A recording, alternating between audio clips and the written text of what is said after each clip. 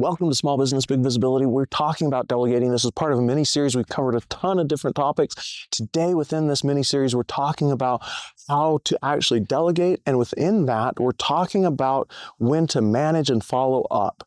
Now, I've had employees that I thought I'd assigned them good work. I thought I taught them what to do. I thought I showed them all the parts and pieces so they know exactly how to do the work, only to find out that they weren't doing the work. The worst case I ever had, it was pretty incredible. I had an employee, I gave him all these different tasks. He had a whole month's worth of work. He could just work happily, and I knew that he could keep going for a month, but I would go in and I'd just check in on him. Hey, how's it going? Oh, it's going fine.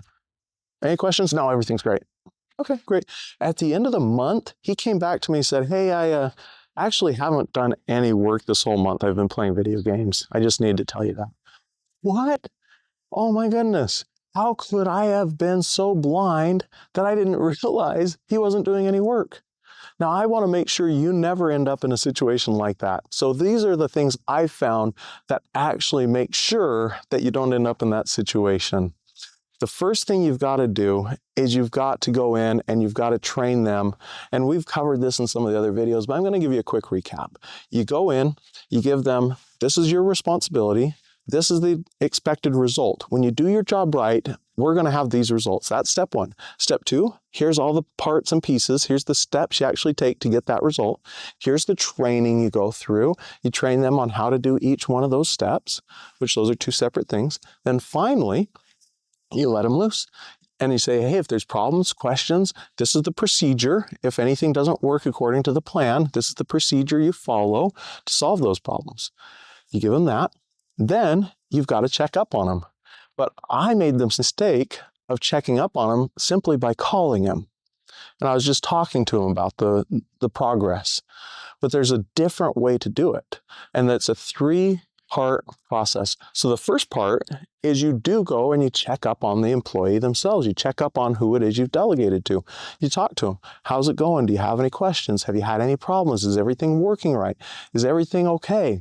And you find out from them a verbal response or maybe an email response or a video response, however it's going to work for you, and you just check in with them on a regular basis. That's step one. Step two is more important than step one in some ways, and it's you're going to check up on the work they're doing. So depending on the kind of work you do, or they're doing, you're going to have to check up on it different ways. I was talking to a landscaper, and he said it's a bit of a challenge because he has to be on the site enough to make sure the work's actually getting done right, but he has to be away from the job site enough that the employees have enough freedom to do the work without constantly turning to him to find out how they're supposed to be doing the work and if blah, blah, blah, blah, blah. So depending on the kind of work you do, you're going to have to go in and check up on the work. Now, in that case, I could have easily gone in and looked at the code that he was or wasn't writing and verified what he was saying was true. If I'd have done that, I could have caught it within a few days. And I probably could have said, hey, there's absolutely zero code that's been written. What's going on? And then he would have known that he couldn't mess around anymore. The third way that you check up is if they interact with other people, whether it's other employees, or even more importantly, probably the most important is if they interact with customers at any level, you go check in with the customer every so often.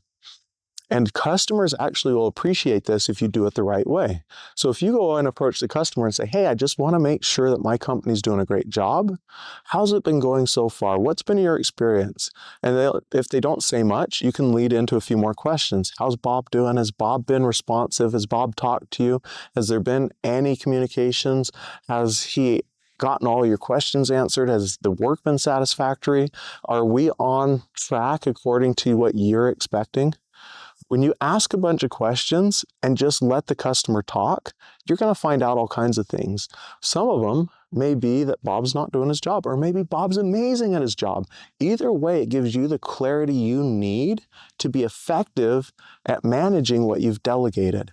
It's important as a manager, which a manager is anyone who's delegated anything. It's important as a manager to not just lob it over the fence and hope someone takes care of it. You've got to do all of these steps if you want to be successful. Hopefully this mini-series has been effective for you. Hopefully you now feel like you're empowered and have the tools you need to be able to go out there and start delegating work to people. And I'd love to hear your feedback on how it goes.